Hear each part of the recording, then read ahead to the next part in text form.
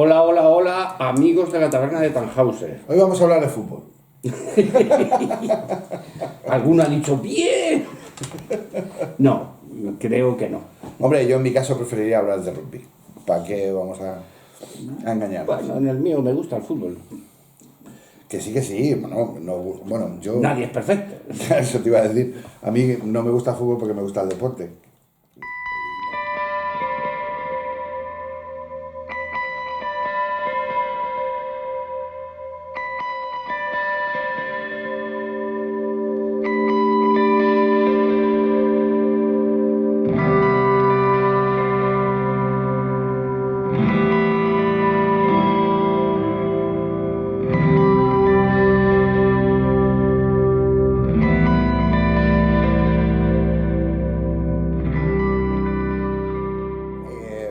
Hola, bienvenidos a todos, Carlos. Hola, Juan. Hoy vamos con otro autor, quizá este un poco menos conocido, Larry Niven.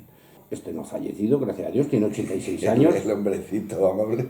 El hombre sí parece a Santa Claus. Si busquéis fotos de Larry Niven, os va a parecer un señor adorable. Alguna buena Fran por aquí. Con barba blanca y nació en Los Ángeles en 1938, tiene 86 años. Premios Hugo y Nebula, que un día tenemos que explicar lo importante que son los premios Hugo y Nebula. No solo los premios Hugo No solo, y Nebula, que son los más importantes, pero hay un montón de premios entre medias, porque sí, estamos hablando de, quizá, de los pilares de la ciencia ficción hard. sí, de la ciencia sí, ficción. Larry Niven es ciencia ficción hard, es decir, es duro, es Muy científico. Muy científico. Es un señor que estudió, y esto quiero abrir un pequeño debate, un debate, que yo creo que estamos bastante de acuerdo tú y yo. Estudió psicología y matemáticas. Si os fijáis en anteriores programas, veréis que Isaac Asimov también tenía dos carreras, psicología y bioquímica. Y Stanislav Lem también estudió psicología. La psicología, no sé por qué, bueno, me imagino por las razones que llevan a muchos escritores de ciencia ficción a estudiar psicología.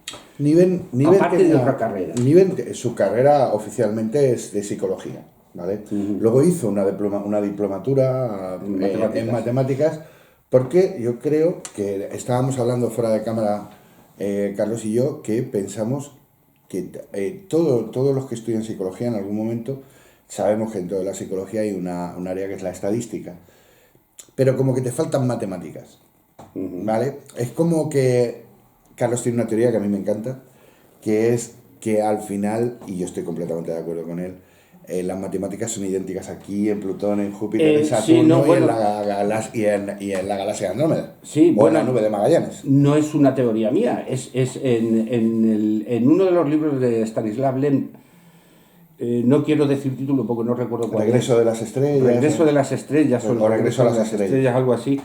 Uno de los personajes se lo dice al otro y le pregunta: ¿por qué estudiaste matemáticas? Dice: porque es el lenguaje universal. Si mañana vienen unos extraterrestres de hacer puñetas, tú, si les hablas con matemáticas, te van a entender. Claro. Es decir, van a saber lo que es el... A lo mejor el signo no es el mismo, pero el infinito lo van a entender. Si hacemos una referencia básica sobre esto, hay un libro de Carl Sagan, convertido en película, muy interesante, que es Contact, y la manera de comunicarse de los supuestos extraterrestres con los terrícolas es utilizando números. A mí lo que más me llama la atención es la psicología, es decir, cuando Isaac Asimov o Larry Niven o Stanislav Lem estudian psicología, Arthur C. Clarke también tiene... claro, es porque no solo les interesan las cosas que puede hacer el ser humano, sino cómo las puede hacer, cómo repercuten en él. Es decir, están muy interesados en la repercusión que va a tener en el ser humano. Es decir, viajar en las estrellas está muy bien, pero por ejemplo Stanislav Lem tenía una visión, no voy a decir negativa, para mí es realista. Isaac Asimov tenía una visión quizá más alegre de lo que sería, bueno... Bueno, yo estoy de acuerdo contigo, pero hay que entender que tuvo que crear un libro tuvo que inventarse un libro que fuera un antes y un después de lo que conocemos ahora mismo como la sociedad humana. Sí, bueno. Para que sus matemáticas encajaran ahí, porque si no, no encajaban. Sí, sí. Bueno, pero es que ahí está la inventiva de los autores. Bueno, te quedaste en premios Hugo y Nebula, que ya ahí te Sí. saqué de la presentación. Sí, digo que algún día tendremos que, quizá podríamos hacer algún especial sin duda. con premios Hugo y Nebula, porque son dos premios para la ciencia ficción, son los más importantes. Como dices tú, hay otros premios. Sí, está claro. Es igual que cuando la gente se queda con el premio Nobel. Exacto. Bueno, pues ahí el premio Nobel es muy importante, que duda cabe, es el que más nombre tiene, por la razón que sea. Todo el mundo cuando dice, no es que ha ganado un Nobel ya, pero es que entre medias hay premios. En concreto, yo no sé si sabéis que no existe el premio Nobel de Matemáticas. ¿Vale? Por la razón que sea. Por la razón que sea, sí. Que es más psicológica que matemática. Sí, creo que sí. Sí, porque a la mujer de Nobel se la zumba un matemático. Puede ser. No hago ningún premio para los matemáticos. Igual que el premio Nobel, que insisto, es importante, hay un montón de premios antes que ese premio. Es como cuando dices, eres campeón del mundo, pero es tan importante en un momento determinado para una persona ser premio lo que sea de Castilla-La Mancha, que es donde vivimos nosotros, ¿no?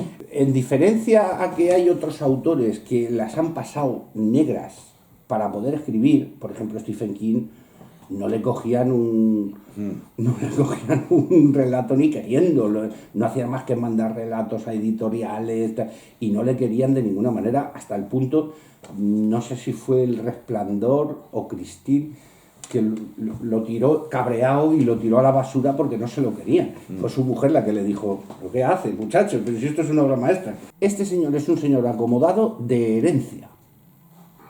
Este señor es heredero de su abuelo, que fue un señor que tenía empresas, creo que petrolíferas, y bueno, era un señor... Él de hecho trabajaba en el de administración de una gran empresa petrolífera. Sí, o sea, es un señor acomodado, es un señor que ha vivido bien toda su vida, viene de familia bien, lo cual a mí me lleva a una teoría que yo ya he escuchado en otros sitios, de que si quieres ser escritor o cineasta o... tienes que tener un colchoncito bien bueno para tener tiempo para hacerlo. Con las artes en general. Con las artes en general. Lo puedes hacer por el lado duro, como hizo Stephen King, o como por ejemplo tú ¿cuántos años tardaste en ser músico? Profesional. O sea... Si os digo 35... Claro, o sea, puedes ir por el lado duro, pero te es mucho más fácil si es como este señor. No le quito mérito. No, sí, no le quito mérito. Yo estoy entendiendo por dónde. Su obra es su obra, pero que le resultaba mucho más fácil ponerse a escribir porque tenía tiempo, no tenía que recurrir a un trabajo extra para ganarse la vida. Claro, yo creo que esto lo hemos contado en alguna ocasión. ¿De dónde sale el arte? ¿De dónde salen ciertas artes? Claro. Los primeros en hacer arte y ciencia, entre comillas, es decir, el código genético, que se lo debemos a un fraile. ¿Por qué? Porque los frailes no tenían que preocuparse de estar todo el día procurándose su comida. Esto es. ¿Vale?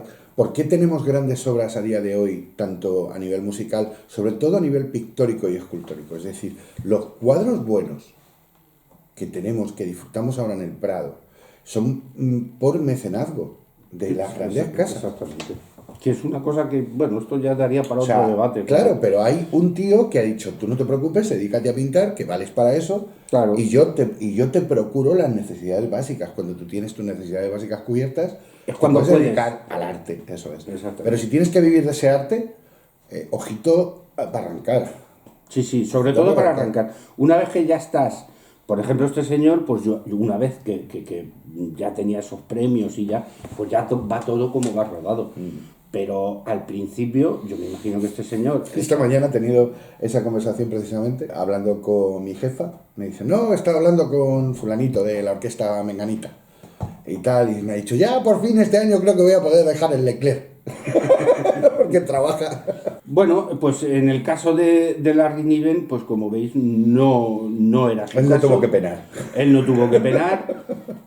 Yo una de las cosas que destacaría de Larry Niven como personaje, antes de meternos con la obra con el personal, es que siempre hemos hablado de que hay escritores que son escritores de colaboración. Sí. Uno de ellos, Orson Scott Card, estuvimos hablando de él, que es un escritor que tiene muchísimas colaboraciones, muchísimos libros, pero es una persona que ha colaborado en muchísimas otras disciplinas y dentro de la suya con otros autores. Si hay un autor, dentro de lo que yo llamo voy a decirlo y me voy a quedar corto, los 20 pilares de la ciencia ficción, ¿vale? Porque esto es una catedral, señores, no hay 4 pilares, hay muchos. No, hay muchos más. Hay muchos.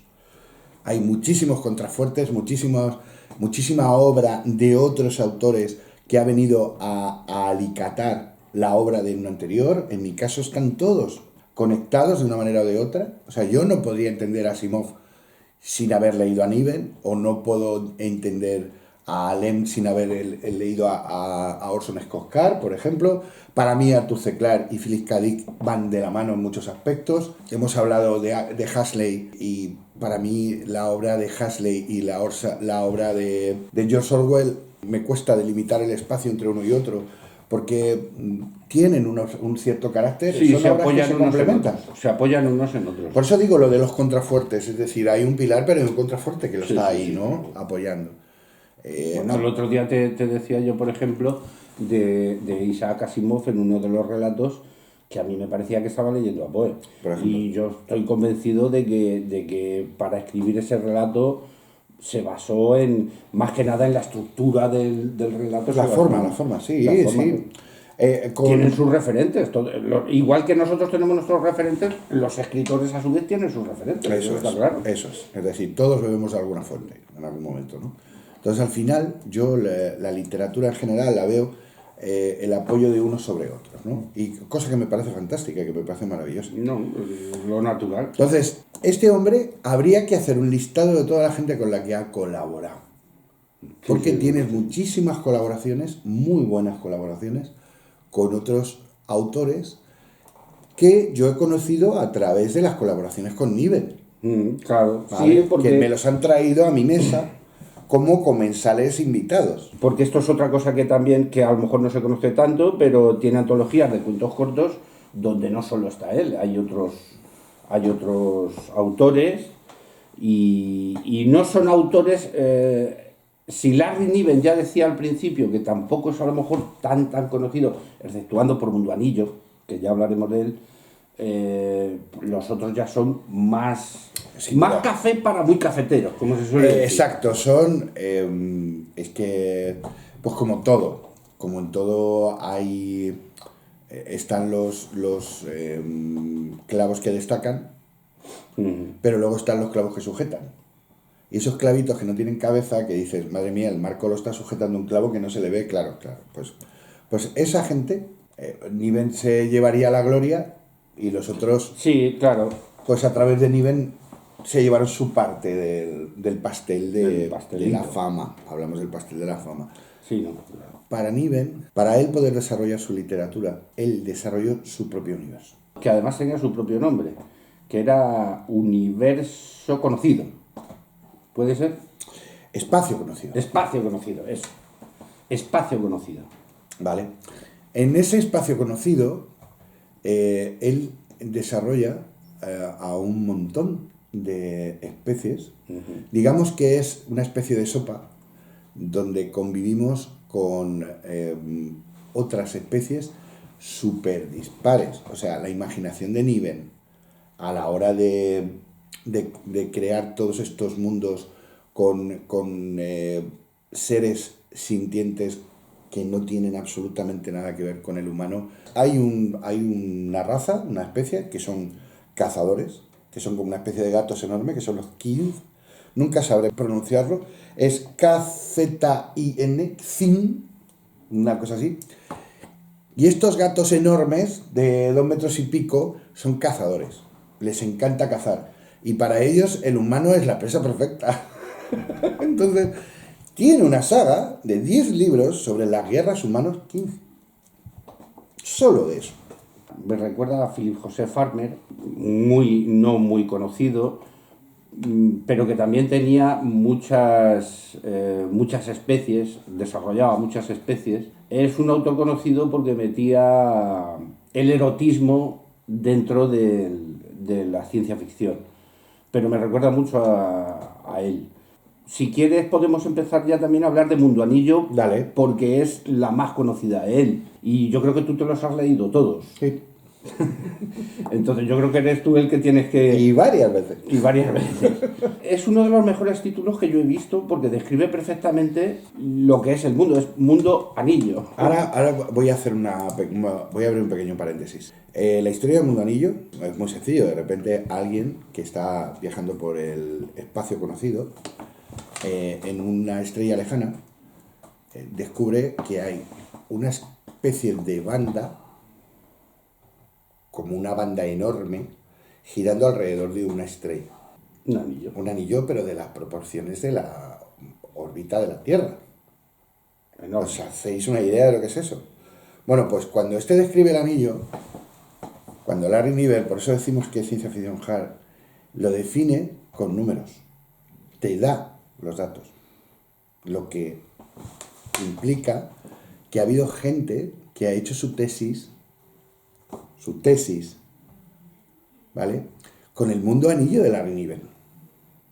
Y hay universidades que lo tienen el proyecto Mundo Anillo con los datos de Niven para intentar construirlo. Es un problema de ingeniería muy serio, muy grave.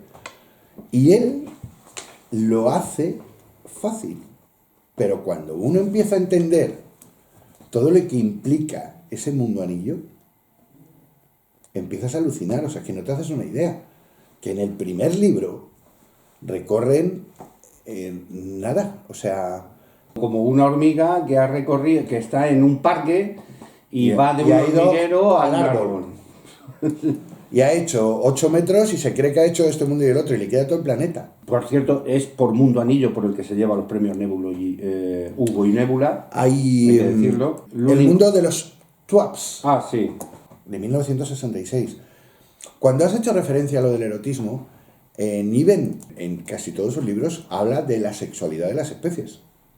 Claro, es que esto es un tema que, por ejemplo, en Isaac Asimov o Stanislav no te habla de eso. O sea, no, Y Asimov ni se acerca. Claro, por eso digo que es muy curioso como... ¿Alguien tiene hijos? ¿Por qué? Por generación espontánea. Claro. Según Asimov, los hijos venían de... Los traía la cigüeña. Había nacido. ¡Ha nacido, muchacho! ¿Cómo está aquí? ¿Por qué está ahí? No, Philip Joseph Farmer o Larry Niven se meten en harina. Sí, y me parece muy importante porque si tú estás inventando, digamos, especies nuevas, por ejemplo, Philip Joseph Farmer, había una de las especies, no recuerdo cómo se llamaba, que era como una mantis religiosa. Era como un insecto, tocho, grande, pero era como un insecto. ¿Qué pasaba? Que cuando estaba en celo, emitía feromonas. Sí. Y todo el que estaba a su alrededor se ponía cachondo. Sí. Pero es curioso cómo se meten ahí. Yo no sé si a lo mejor por alguna cosa no se meterían otros autores, pero... En Mundo Anillo, las especies tienen lo que nosotros ahora conocemos en el resto de animales como celo. Claro, ¿vale? Pero si es que es lo más normal. Y de hecho, él tiene una palabra para ello, creo que es risatra o algo así. La manera de llegar a un acuerdo interespecies siempre era a través del sexo. O sea, la manera de sellar un acuerdo entre dos especies homínidas con distintas era usando esa ceremonia. Sí, porque no era solo un celo, no era solo una reproducción. Sí. No, pero luego aparte está el celo. Pero es que hay una especie dentro del Mundo Anillo que son como vampiros. Y esos vampiros, sueltan una feromona y lo que te dejan es cachondo perdido y te chupan la sangre. ¿Vale? O sea, que estamos hablando de Niven. Hombre, cada autor tiene sus particularidades y la Niven tiene esta. Volviendo al Mundo Anillo, es decir, primero se descubre eso, que es eso del Mundo Anillo. Y entonces se produce el primer viaje al Mundo Anillo. Hay una ¿Cuántos libros son Mundo Anillo? Son cuatro libros. Está el Mundo Anillo. Sí, es más corto que Isaac Asimov. Isaac Asimov en Robots Imperio tiene No, a ver, las fundaciones son varios libros. Hay 3 libros que son los básicos. Sí, pero luego... Y luego están los post, los pre, y entre medias las guías para entenderlo, que son otros libros, como Bóveda de Acero, El Sol Desnudo... Claro, por eso te digo, en el caso de la Riniven son 4. Son 4 libros. Son 4. Son 4 libros, pero, por ejemplo, para entender los 4 libros, Mundo Anillo, Ingenieros del Mundo Anillo, El Trono del Mundo Anillo y Hijos del Mundo Anillo, hay una raza aquí que son los protectores Pack, que es una raza súper importante en todo esto, y tiene un libro sobre ellos. Hay libros que tienen que ver sobre los triterotes de Pierson, sobre Bandernashi, sobre un montón de especies. Pero quiero ir paso a paso. Cuando se descubre Mundo Anillo, tú por fuera ves un anillo que tiene como una especie de depresiones y unas aletas, y dices, ¿esto para qué es? Para refrigerarlo, ¿vale? Tiene refrigeración externa, tiene lo que ahora, cuando hablamos de ordenadores y demás, hablamos de disipadores de calor, ¿vale? Porque ahí le está pegando el sol por dentro, entonces, pues si le pega el sol por dentro, en algún sitio tiene que soltar el calor. Tener en cuenta que en Mundo Anillo, aunque existe un segundo anillo alrededor, que son las placas de sombra, que dan al Mundo Anillo esos puntos de entre día y noche, sigue dándole la radiación solar y eso se va a calentar, y se va a calentar mucho. Entonces nosotros, la Tierra da la vuelta al Sol y durante X horas el Sol no nos da, no tenemos radiación, y durante ese tiempo la Tierra está expulsando ese calor al espacio, ¿vale? Se está disipando alrededor primero de la atmósfera, parte a la Tierra, parte al agua, pero una gran cantidad de calor que va a escapar al espacio, ¿vale? Bueno, pues es un poco lo que él necesita, pero una de las cosas que se da cuenta es que este Mundo Anillo tiene 2 grandes océanos, que están justo cada uno a un lateral uno del otro, que sirven un poco como contrapeso móvil, ¿vale? Todo lo que es tierra, pero ese agua sirve un poco de manera de contrapesarlo. Esos mares son tan grandes que sus islas son dibujos a escala real de planetas del espacio conocido. Es decir, el mapa mundi de la Tierra a escala real es una isla dentro de Mundo Anillo. De un mar de Mundo Anillo donde está el mapa de Marte, donde está el mapa de Kinth, está los 5 planetas de los triterotes, está el planeta de los Bandernash. Hay no sé cuántos planetas representados en las islas. Como islas a escala real en el mar. Imaginaos el tamaño del mar. Para que quepa el mapa mundi de la Tierra.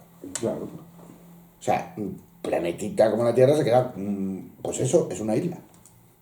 Imaginaos el tamaño. Eso en cuanto a Mundo Anillo. ¿Cómo se genera todo el viaje de Mundo Anillo? Todo eso, leerlo. No solo ha hecho Mundo Anillo. A ver, Mundo Anillo. Es que me gustaría seguir con el tema. Vale, sí. Mundo Anillo. Ahí nos describe 4 especies básicas, que son las que van a viajar bueno, 3 especies básicas, que son los triterotes, los humanos y los Kinth. Y luego ahí empieza a describirte otra serie de homínidos que hay dentro del Mundo Anillo. Hay una 4ª especie que no aparece en principio, pero que está siempre rondando por ahí, que son los protectores Pack. Los protectores Pack, ya solo los protectores Pack, la historia de los protectores, son pastores de personas. Pastores de personas. Y todos los que estamos dentro del mundo del espacio conocido, podemos convertirnos en un protector Pack. El protector Pack en sí mismo no es una especie. No es una especie, es el resultado de la mezcla de nuestro ADN, pero del ADN de cualquiera de los que estén en el espacio conocido, a través de una cosa que se llama la raíz de la vida. Esa raíz de la vida, al consumirla, nos produce una transformación. Esa transformación, que primero se hace a nivel físico, pero sobre todo se hace a nivel psicológico. El protector Pack ya solamente puede proteger la especie. Y la protege utilizando la lógica y el sentido común.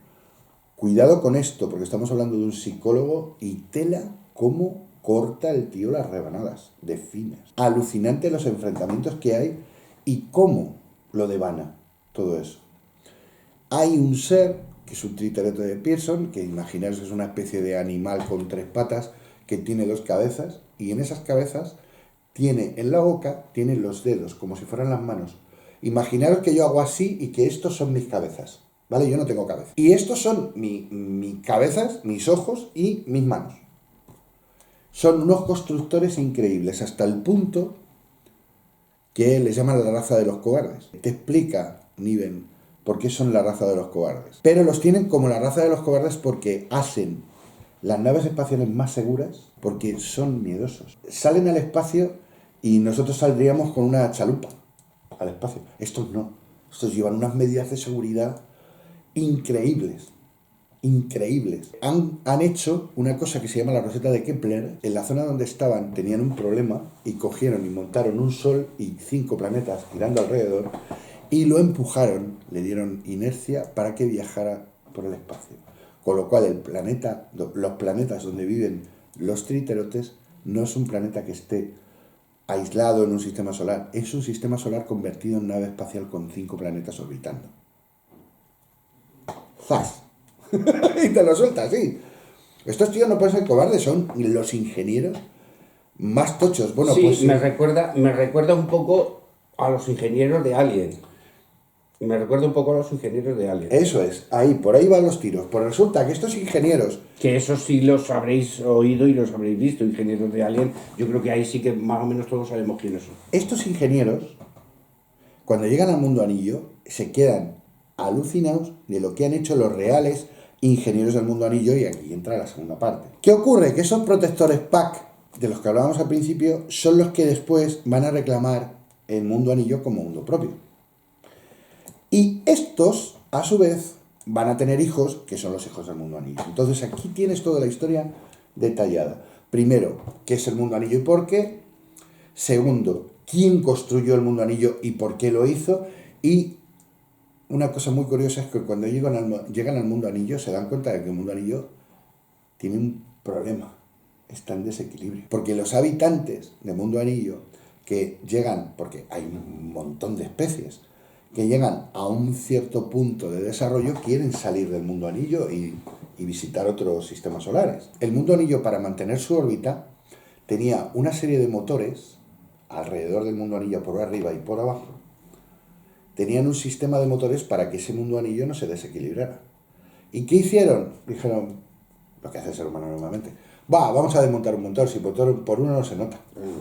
Bueno, vamos a montar otro motor, si por otro no se nota. No pasa nada. Y resulta que desmontaron un montón de motores que sirven para mantener el mundo anillo estable, y el mundo anillo se estaba convirtiendo en inestable porque habían hecho las naves espaciales con motores que habían quitado el mundo anillo. Claro, yo siempre digo que los cementerios están llenos de no pasa nada. Eso es, exacto. ¿Qué hicieron? Convirtieron el mundo anillo en un desguace y dijeron, si aquí se puede sacar. Os estoy desvelando solamente el 3, el 4% de todo lo que cuenta el mundo anillo. Muy interesante, como veis, muy imaginativo. A mí, por la parte que me toca, por la parte que me interesa, que es lo que más me interesa mucho la parte psicológica. Es increíble. Me interesa mucho. Es increíble cuando topan con los bibliotecarios del mundo anillo, alucinas. Son una especie que se dedica solamente a recabar información. Y tienen una biblioteca enorme de todo lo que ha pasado en el mundo anillo, todo lo que han podido recabar. Bueno, a ver, me interesa la psicología, pero me interesa también la parte ciencia, la parte imaginativa. La parte científica es impresionante, ¿eh? Por eso te digo que me interesa. Lo que pasa es que a mí me interesa, la parte psicológica me interesa mucho. Hay que decir que no es el único autor que ha imaginado un cilindro como plataforma de vida, digamos. Bueno, Cita con Rama. Cita con Rama también. Sí, pero cita con Rama. Voy a hacer la diferencia. Estoy de acuerdo contigo, ¿eh? Sí. Estoy de acuerdo contigo. En Cita con Rama lo que tenemos es un cilindro, ¿vale? Y dentro hay una fuente de energía que... Cita con Rama o Lovelock. En Lovelock también hay una nave que es cilíndrica que, digamos, que interpretan un planeta dentro de un cilindro. Por eso digo que no es... Eso es, pero en Interestelar, si veis el final de Interestelar, no quiero hacer spoiler, pero lo que tenemos es una nave que es un cilindro. ¿Por qué? Pues porque en las paredes de este cilindro, si le das una determinada velocidad, se produce un efecto de energía centrífuga que nosotros podríamos entender como pseudogravedad, porque no es gravedad. No, claro. Lo que ocurre es que el cuerpo quiere escaparse de esa velocidad. Como en 2001. O como en 2001, o como en 2010, o como en un montón de esto, que tienes una zona donde la nave gira, porque, pues que se me vienen a la cabeza tantos sí, que tienen la forma de generar la gravedad, es utilizar la energía centrífuga para generar en misión a Marte también. Hay un momento en el que hay muchos. Están girando la nave y hay dos actores que están bailando en el centro sin gravedad. Sí, hay muchos. Bueno, vamos a avanzar un poquito más. Venga, va. Si queréis ver cosas de Larry Niven en el cine, ahí sí que lo tenéis, no difícil, pero un poquito. Es complicado. Es complicado. No hay muchas adaptaciones de Larry Niven en el cine. Sí que hizo los guiones de una de las películas de Star Trek, de las primeras, de las de los años 60 o 70. Colaboró no sé si es una película o en series, yo sé que ha colaborado. Sí, pero de los años 60, 70, no de las hablando modernas. de un tío que ha colaborado en un montón de cosas. Sí, pero eso es lo que tiene por un lado. Y luego por otro lado hay una serie que se llamaba Rumbo a lo desconocido, Sí. que es así que os acordaréis, los que tengáis una cierta edad os acordaréis, que era como de misterio tal, con un relato que a mí me ha llamado mucho la atención, que es Luna Inconstante. Una pareja, no pareja, sino un hombre y una mujer, pero amigos. De la Benemérita. No. ¿De qué buena pareja hace? En este caso no eran de la Benemérita. Pero coño. Eran aficionados a la astrología y tal, y una noche... A ver, astrología, astronomía. Astronomía. Vale. Perdón. Es que mira los pelos. Sí, vale, perdón. Perdón, es que va uno... No, la astrología es otra cosa. Astronomía, son aficionados a la astronomía, y una noche pues se dan cuenta, bueno, él se da cuenta de que la luna está excesivamente brillante. Llama a su amiga, que tiene un telescopio, efectivamente, mira por el telescopio y dice, efectivamente, esto no es normal. Total, que lo hablan y llegan a la conclusión de que el mundo se está acabando. ¿Por qué? Y te quedan 8 minutos. Exactamente. ¿Por qué? Porque la reflexión es, si la luna tiene tanto brillo, es porque el sol ha explotado en el otro lado. En el otro lado ha reventado. Por eso te digo, te quedan 8 minutos. Exactamente. Bueno, en el caso del relato no son 8 minutos, es lo que queda de noche, una serie de peripecias, porque claro, dicen, bueno, pues para lo que nos queda, vámonos por ahí dejar de... Claro, sí. Se van, ella se hincha pasteles, él se mete unos cuantos jugatas, en fin. La vida loca. Exactamente. Y ya llega un momento que dicen, bueno, pues vámonos a la habitación de... Claro, vamos a rematar esto. Vamos a rematarlo y tal. Y llegan, y en esto que empieza a caer una tormenta tropical. Y entonces él dice, espérate, dice, porque si esto es así, si está cayendo una tormenta tropical, a lo mejor no ha sido el sol que ha estallado o que se está convirtiendo en la estrella enana, sí, en un quasar, sino que a lo mejor es una tormenta solar muy grande y no es el fin del mundo, sino que es una tormenta solar que va a producir ciertas cosas. Sí, ¿qué es lo que me llama la atención del relato? Que ahí se acaba. Ahí lo deja. No se sabe qué es lo que pasa. Ahí lo deja. Y a mí me gusta mucho porque es como, ¿tú qué harías? Es decir, no estás seguro de que se acabe el mundo. Hasta hace 5 minutos creías que se iba a acabar el mundo, pero ahora parece que no.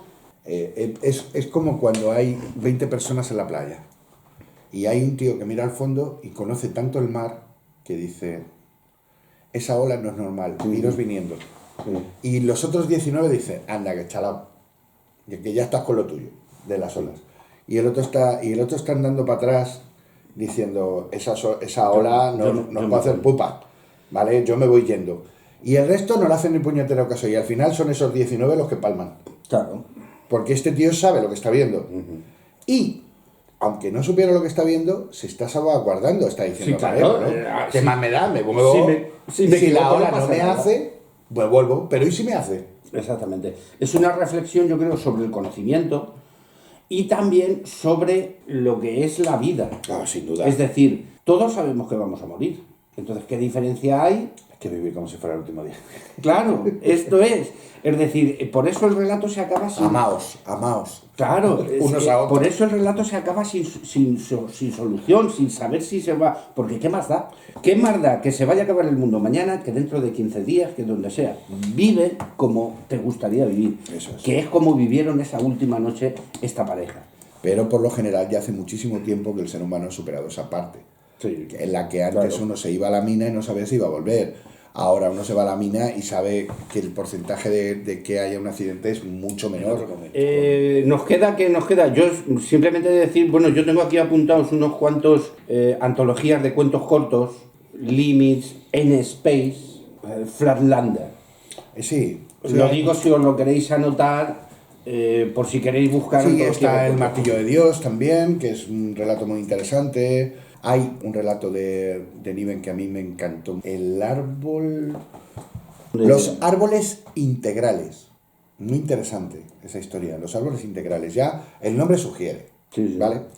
Pero yo quiero traer lo que para mí fue la rematación de, para mí, lo que ha sido la obra de Niven, que es La paja en el ojo de Dios. Tremendo libro donde los haya. El ojo de Dios es un objeto espacial que tiene ojo, es como un ojo, y le llaman el ojo de Dios, y de repente aparece una estrella brillante ahí. Le ha salido una paja al ojo de Dios, ¿vale? Es que no sé si es exactamente un cúmulo globular o es una protogalaxia, no lo sé exactamente, lo tendría que buscar. Nunca me ha llamado la atención buscar pues como la nebulosa del cangrejo, me llaman mucho la atención esas imágenes, pero no es lo que más me apasiona de la astrofísica, ¿vale? Me gusta muchísimo más todo el tema de exoplanetas y demás que los cúmulos, porque al final esos son protocosas y eso ahora mismo no tiene nada dentro. Bueno, pues en esa protocosa, que es el ojo de Dios, aparece un punto y deciden investigarlo. Entonces van para allá los militares, van para allá los que no son militares, van para allá... Los militares que no se lo pierdan. Los militares son los que tienen normalmente las naves más rápidas. Sí, ya lo sé, pero no se pierden una. Claro. Y ahí descubren a una especie. Pero lo que van viendo según van llegando a ese planeta donde supuestamente aparece esa especie es muy peculiar. Y él te describe unos animales, seres sintientes, seres pensantes, que tienen un brazo muy fuerte, muy grande, y en el otro lado no son simétricos, tienen dos brazos más pequeños con los que pueden manipular un montón de cosas, ¿vale? Tienen un brazo con mucha fuerza y otros dos brazos que manipulan muy mucho. Y están divididos en castas. Los blancos que están en el poder, los azules, los verdes, los amarillos, los rojos, hasta que llegas a la parte final, los más bajos de la casta, que son los relojeros, que son los que mantienen vivo todo, como todo, ¿vale? Sí, te habla de clasismo y todo el rollo, pero te habla de cómo se va a viajar en el espacio en un futuro no muy lejano, ¿eh? Copia un poco el concepto de cómo eran las naves de la época del descubrimiento de las Américas y demás. Todas esas naves que iban con pañoles, con trozos, que se montaban y se desmontaban, y tú quitabas un montón de paneles, los quitabas de un sitio y hacías una habitación enorme, y luego volvías a colocarlos y hacías un montón de camarotes, y volvías a colocarlos y hacías un hospital, y volvías a colocarlos y hacías un almacén. Sí. Pues un poco esas naves con una carcasa exterior y un montón de pañales de quita y pon, que pueden convertir desde una nave de pasajeros a una nave de carreras, la misma nave. Y te describe eso. Una serie de personajes que están ahí metidos, embajadores, militares, te aprieta. Una historia sobre civilizaciones cíclicas que te deja el cerebro. Porque volvemos a lo de antes. Ya no solamente matemáticamente y demás y todo el rollo, psicológicamente, cómo lo trata, es brutal. La paja en el ojo de Dios. Y después hay una segunda parte que yo creo que se hizo un poco, por lo que voy viendo en la forma de escribir de Niven. En Niven lo deja todo como el relato de la luna, lo deja ahí. Y por aclamación popular tuvo que hacer un libro a continuación que se llama El tercer brazo. ¿Vale? Saga de 2 libros, que ya os digo yo que con el primer libro ya te quedas más que satisfecho. Yo de hecho no he leído El tercer brazo, lo tendré que leer. Sí sabía de su existencia, desde prácticamente de que... Pero a mí La paja en el ojo de Dios es que es un libro No es un libro fácil de leer. Hablamos de Niven, que para mí es fantástico cómo trata sobre todos los temas psicológicos, por lo que hemos visto antes, cómo es capaz de generar especies nuevas de cero, con todo lo que implican, y generar una especie de cero, hablándote de todas las fases de su vida, desde que es un huevo hasta que es un gran cazador, que en el caso de los Quincy, por ejemplo, o los triterotes de Pearson. Pero en la paja del ojo de Dios va metiendo cosas que a día de hoy tenemos en mente después de haber leído El problema de los tres cuerpos, como es la teoría del bosque oscuro, todo eso. Y no nos olvidemos que estamos hablando de Niven, que para mí es un poeta, desde mi punto de vista, pero es ciencia ficción hard. Te sientas a leer Niven y Niven hay que tener una serie de conocimientos. Exactamente, tiene conocimientos. Es decir, cuando un tío te dice en un relato, la luna está brillando, el sol ha explotado, tienes que tener conocimientos. Ya tienes conocimientos para saber que eso ha sucedido. Así que... Sé bueno si podéis, que lo demás de vanidad. Adiós. Gracias por acompañarnos en la taberna de Tannhauser. Espero que hayas disfrutado este viaje tanto como nosotros. Si te ha gustado lo que has visto u oído, y quieres seguir explorando los vastos universos de la ciencia ficción, te invito a darle me gusta al video y suscribirte al canal. Tu apoyo es crucial para continuar nuestra aventura. No dudes en dejar tus comentarios y compartir tus pensamientos. Y recuerda activar la campana de notificaciones para ser el primero en descubrir los nuevos mundos que exploraremos juntos.